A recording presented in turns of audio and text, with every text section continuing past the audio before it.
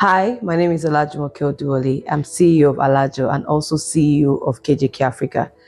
Yes, Alajo came about because I truly wanted to solve the problem of poverty in Africa. And I've seen that the best way to get people, especially very poor people, out of poverty is for them to be able to save bit by bit from what they are currently earning daily.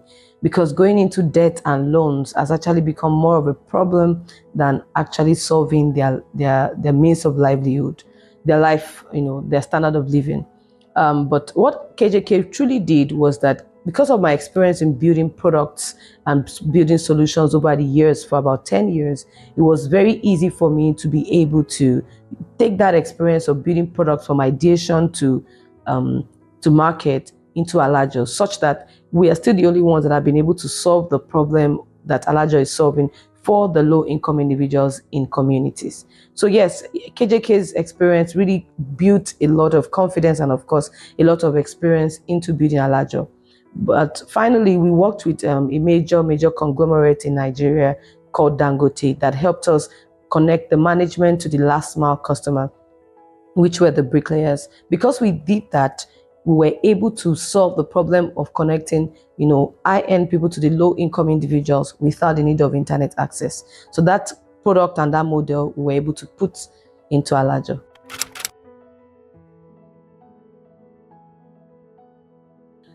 So in the market currently, Alajo had the issue of, the customers in the community already have been duped several times by the local Alajo. So Alajo means a thrift operator, someone that goes around the community every day to collect cash and help people save their money and give them at the end of a particular month.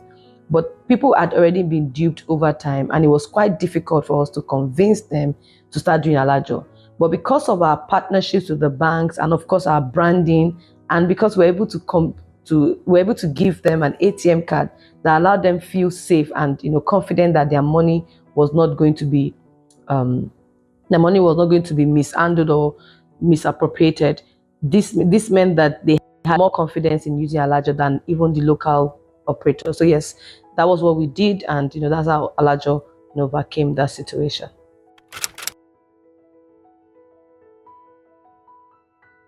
All right. So an Alajo is actually a thrift operator that goes around a community to collect cash on behalf of low-income individuals and give them at the end of the month. That's the typical Alajo in the West African community. Then we digitized that process and made it easier because you can imagine the problems that a typical Alajo will go through.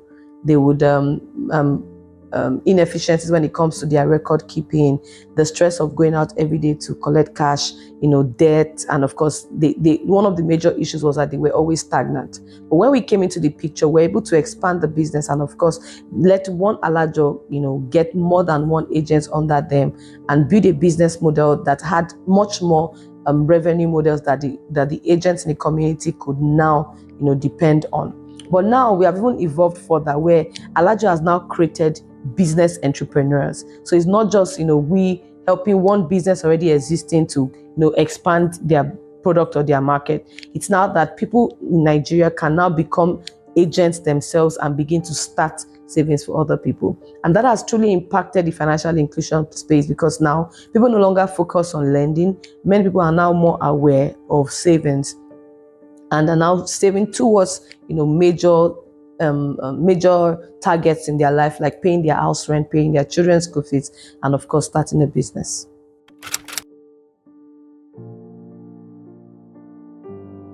Oh yes, one of the major models or major strategies that we took up to be able to ensure we build trust with our customers was to partner with a bank. That really, helped the customer know that their money was safe. Then we had an office space and we showed ourselves as worthy people. We got our certifications, our licensing, and we presented it to the customer. But crucially, we were able to go into communities and partner with the leaders and the major elders of the community and speak to them, present ourselves to them and show all of this data and information. They were now the ones that were able to endorse us, for the customers to continue to start using Alajo. So yes, those are the major different strategies that we employed for trust. But like I explained earlier, that the businesses or the business owners knew the banks we're working with and we got an ATM card, I think that was the major deal breaker. The ATM card helped them realize that, oh, this business or this person have to be different. So yes, those are some of the strategies that we employ.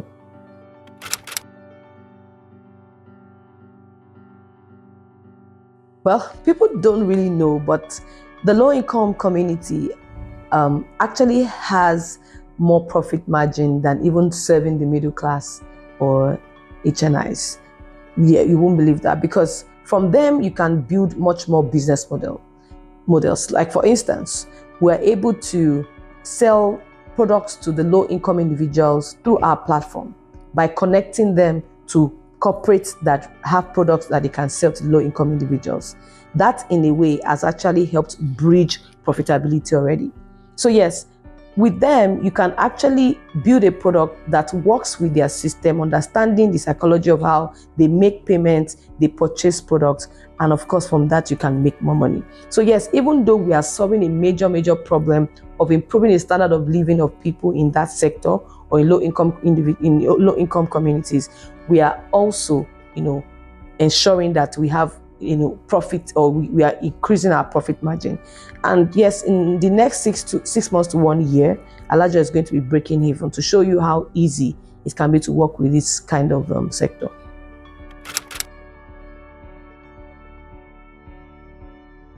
The lessons you would definitely learn in being in the fintech sector is to pay attention to government policies, because a new government can actually change the course of your business. And guess what? It can end it too. So you have to be sure that you are thinking scale, maybe outside of Scotland too, or maybe outside of your jurisdiction currently. But scale must always be in mind, because a government can come in and put in a law that will just change the way your business is, or drastically change the way you work. So yes, you have to put that in place, especially for a fintech. And secondly, the kind of founders that you have, or the kind of executive team members you have to truly have passionate people, because fintech it requires patience, because it requires patience in the sense that there are a lot of ups and downs. I mean, you would have issues with regulatory bodies, compliance, auditors, investors, all kinds. You have to really be patient and have the grit to continue to the end. So you need people that are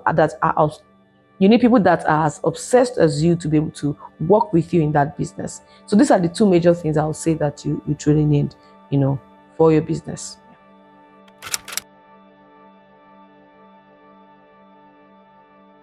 Alajo, our goal is truly to end poverty for low-income individuals.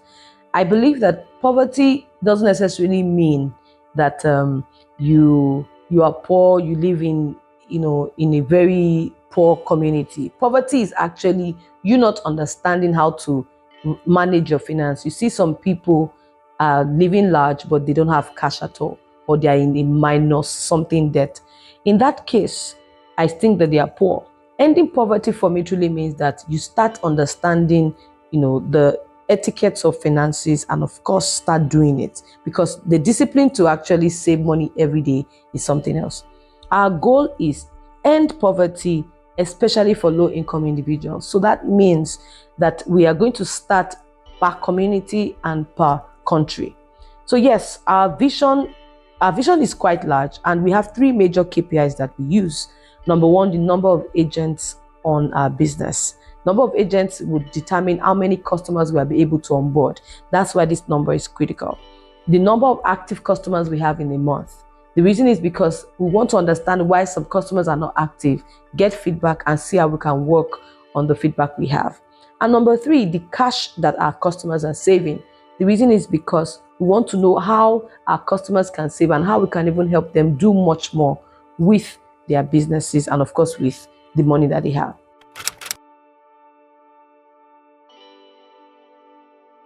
Mentorship is quite critical for you, especially when you're underrepresented, especially when you are building a product that requires a lot of resource and a lot of expertise to execute. Most importantly, mentorship helps you see a bigger picture that allows you understand what you're doing, because sometimes as founders we are always very enthusiastic about what we are building and optimistic that we don't see the other side of it. But for me, mentorship has helped me not make the same mistakes that my mentors made. It has also helped me, see a bigger picture. I've never always been global thinking. I've always been local thinking. I just wanted to help those in my community or help those in my country. But, having mentors has really helped me, has shaped me to seeing a bigger picture of how I can not only impact my world, but also impact the world in global. So yes, mentors really push you. They know who you are and they know what you can do and they bring out that best in you. So yes, you need networks. You also need networking because you need to know those in your industry. You need to, communicate more with people that are doing the same things that you're doing so I can get more information as to what you can do better or even what you can stop doing, because knowing the trends in your industry is quite critical to even your own growth so that you don't go and miss out on the things that are truly happening. So yes, it's quite critical for you as a founder to have mentors around that guide you and networks that actually ensure that your drive is still there in you.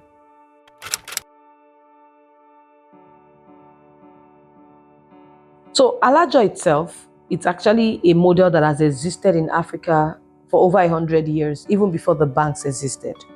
But it was a very difficult situation. I mean, from our research and even data that we've conducted, we saw that an Alajo can never ever come out of debt because of the way the business model is. But guess what? Technology changed the dynamics totally. The world we are in changed the models entirely, even though we still have the culture of the savings embedded in the product.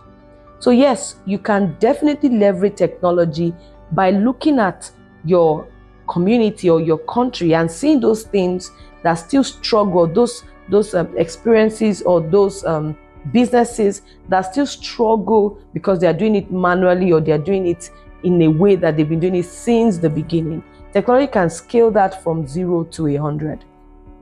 Not just that, it can take that same culture and get it into other countries around you.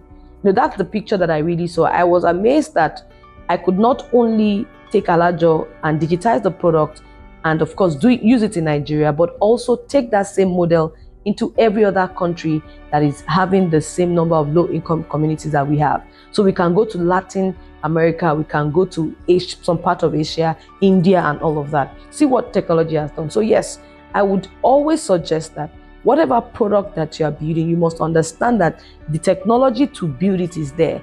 If you can think it, you can actually do it, because there's absolutely nothing you cannot do once you have been able to think it. It just takes time for you to sit down and put it together and of course build a product out of it.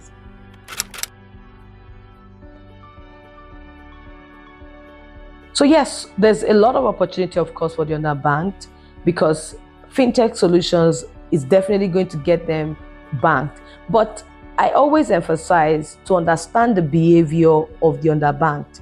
The reason why the underbanked are not getting banked as they ought to is because we are building products that they can align with, but we are not building the products in a way that that their behavioral patterns can work with. Now, I will give an example. What that means is they are naturally people that don't like to go to the bank because they are daily income earners. They earn money every day. So which means you have to build a solution that takes you to them, not them to you. That sort of thing. So yes, there's a lot of opportunity that is there for the underbanked. We also have the opportunity of connecting them to corporates and institutions so that they can buy the products and services that only you and I could actually afford to buy before. These are also opportunities available. Agency banking is very crucial for banking the underbanked. This sort of innovative solution is what has actually helped the financial inclusive space grow rapidly by using agents already existing. Now, how can you take advantage of that? From seeing all of this, you can already tell that when you want to enter into the underbanked space, agents are crucial. Understanding the customer's behavior is crucial to the product, and building products according to the resource that they can reach is very important. So yes, it is quite easy for you to develop innovative products where you are, but crucially also, I think that you should also partner with companies that are already existing, or banks or institutions already existing in that country, to ensure that your product is as as targeted as possible.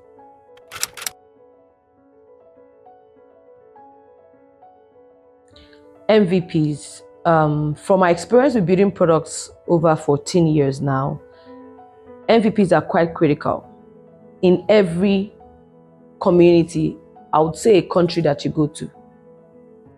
An example would be that, Nigeria, the market space in Nigeria is totally different from Scotland.